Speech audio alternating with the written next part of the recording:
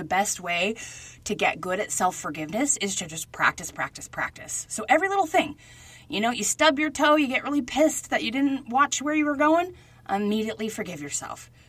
You forget to help the kids with their homework on something and that you miss a deadline or something, you immediately forgive yourself. And you just do it over and over and over again until you start to recognize how often you're beating yourself up for dumb mistakes, little inconsequential mistakes that send you on the suck hole of thinking really bad thoughts about yourself. So self-forgiveness is something that you can cultivate, that you can practice, that is not this big, unreachable concept. It's just about acknowledging in the moment, whoops, I made a mistake. Course correction. And it's being objective about it and not attaching all the negative drama and bullshit to it. And this is really important to self-care because as you're getting to know yourself and you're getting to learn like what it is you need to feel better and to take care of yourself when your tank is empty, self-forgiveness is a huge booster to that. It's going to help all the self-care that you do really like supercharge and activate. Number 3 in my 5 ways to think better about yourself is don't try and stop the bad thoughts. Just notice you're doing it and decide if you want to. Now, my friends, this sounds very simple, but it is amazing. It's amazing. I just want to share this with you because this is something I've learned in my life recently over the last couple of years that I've really implemented that, I don't know, it's just changed everything about the way I think about myself. And that is this freedom and this power to know that you get to decide, you get to choose in the moment if you want to think those negative thoughts or not. And that is so empowering. Even when you're in the depths of the like really bad self-hatred talk where it's like you're mentally beating yourself up in the face for whatever it is you think you've done wrong or how horrible of a person you think you are. And when you're really in that negative, dark, horrible self-loathing place, there's this amazing power that you can cultivate where it's just like, do I want to be thinking this right now? It just takes a tiny second to decide, are these the thoughts I want to be having? You recognize that you're having this shitty self-thought, this, really horrible perspective of yourself. And when you're in it, it feels like you can't get out of it. And it feels so consuming and it feels true. That's the hardest part, is that your brain is really sneaky and super smart and it makes it feel real. But you have the immediate power to decide if that's really the thoughts you want to be thinking right now. Now, at first, when I first learned this concept, I was like, oh, that sounds so simple. It's too easy. It's too easy for that to be the answer. And then I really tried it. Like I was really in the down, dark depths of like, mulling over every mistake I've made over the last few years, all the people I've wronged, all the situations I didn't follow through on, all the lies I've told, all the things I've done wrong in my life. And I was really in that sucky spiral, really, really reaffirming that groove, that negative self-groove from all the way back in my childhood. And I just opened my eyes in a way and thought, do I really want to be thinking this right now? Like, yeah, I get that these thoughts I'm having about myself, sure, they could be true. Let's just give them their day in court and say, yeah, maybe all this negative stuff I'm thinking about myself, sure, maybe it's true. But do I really want to be thinking that right now? And the answer is no. 99.9% of the time, I do not want to be in that suck hole of how bad of a person I am. 99.9% of the time when I'm in that suck hole, I can't solve any problems. I can't fix my mistakes. I can't make amends. I can't focus on being a better me. Because when you're bashing yourself over and over again, you're locked in and focused on the negativity, and it just reinforces itself. But the magic is just stopping yourself in those bad thoughts and just deciding, do you want to be thinking these thoughts right now? Is this serving you in any way? And having that one thought of, do I want to be thinking this right now? Having that power of, oh, this is a choice, it frees you.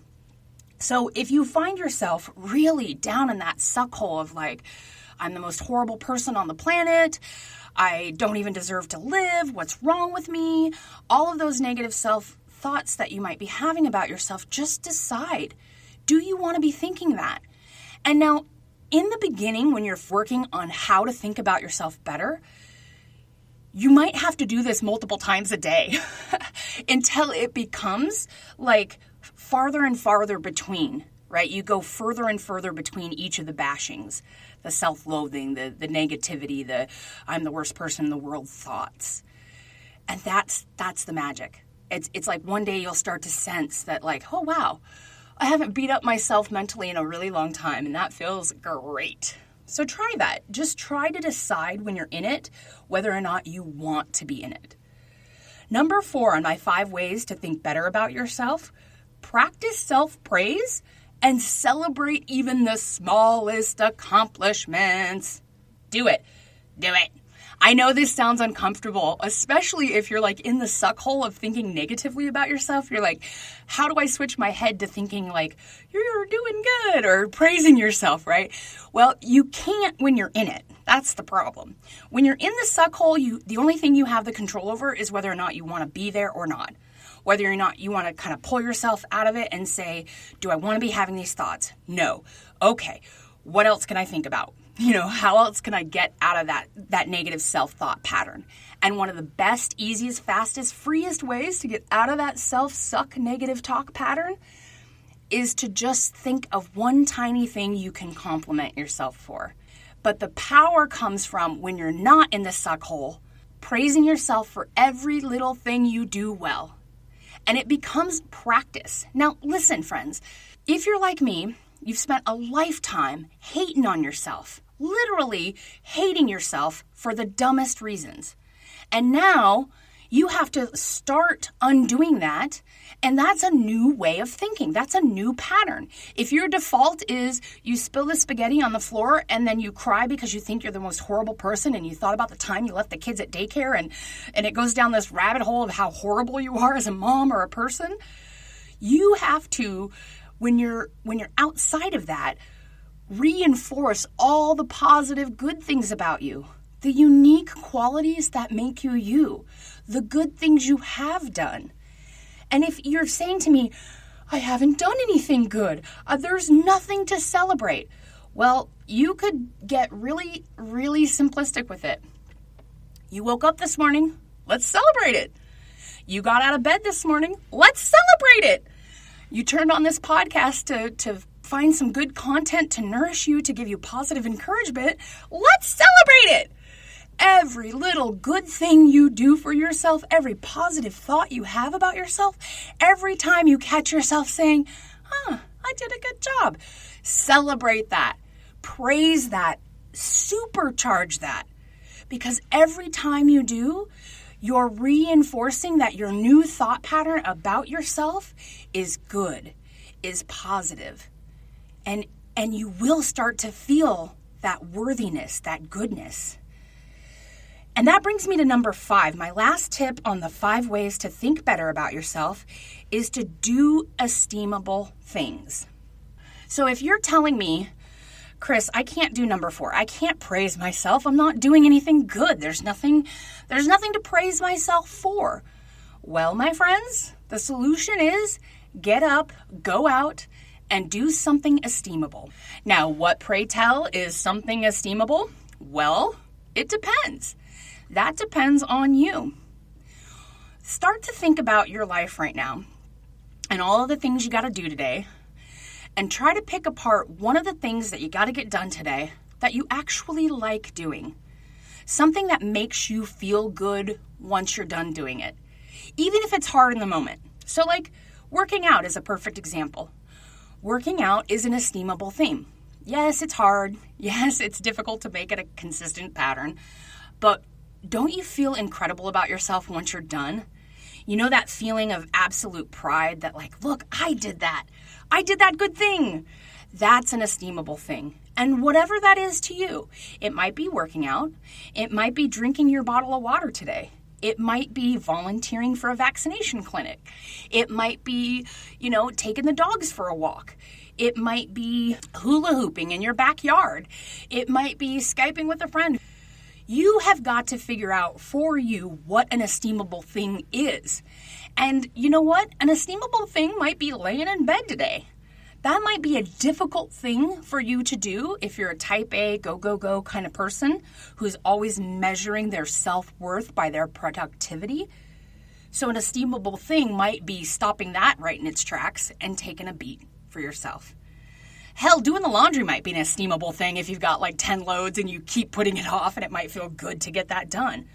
Whatever that means for you.